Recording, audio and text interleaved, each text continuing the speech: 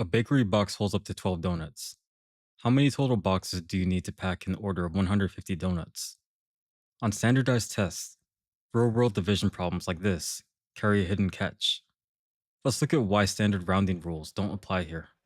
To find the number of boxes, we divide the total number of donuts, 150, by the capacity of one box, 12. 12 goes into 15 once, with 3 left over.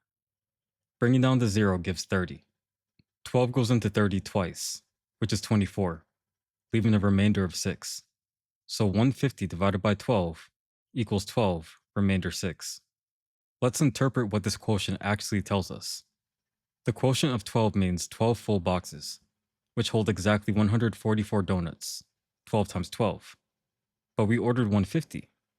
Those extra 6 leftover donuts can't just be left on the counter or squished into full boxes. Even though 6 is only half a box, those remaining 6 donuts force us to use a 13th box. In packaging problems, any remainder means you must round up to the next whole number. 12 boxes plus one half-filled box equals 13 boxes total. Answer choice C is correct.